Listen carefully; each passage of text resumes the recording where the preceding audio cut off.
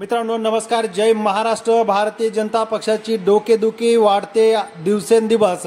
कारण त्याचंच आहे, त्यांनी स्वतःच आता पायावरती दगड मारून घेतल्याचे निर्णय आता त्यांनाच पचनी पडत नाहीयेत।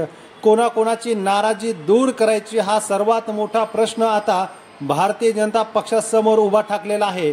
उद्धव ठाकरे यांची शिवसेना मुख्यमंत्री एकनाथ शिंदे यांच्या ताब्यात दिल्यानंतर सर्व काही आपल्या मर्जीप्रमाणे चालेल असं त्यांना वाटत असतानाच उद्धव ठाकरे यांची वाढलेली दिवसेंदिवस क्रेज आणि लोकांची पसंती ही उद्धव ठाकरे यांच्या बाबतीमध्ये सर्वेमध्ये येत आहे।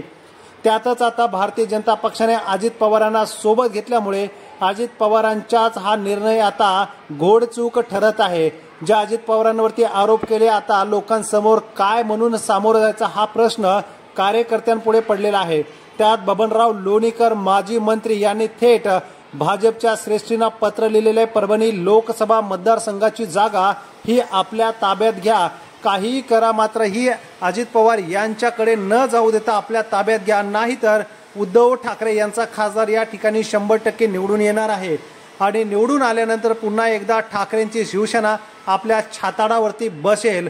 त्यामुळे आता आपला पक्ष मोठा करायचा असेल तर ठाकरेंना कमी लेखू नका, असा सवालच बबनराव लोणीकर यांनी पत्राद्वारे निवेदनाद्वारे केलेला आहे। यावरूनच असे दिसून येते की ठाकरेंची भीती आजही उद्धव ठाकरे यांची भीती भारतीय जनता पक्षाच्या मनातून जाताना दिसत नाहीये।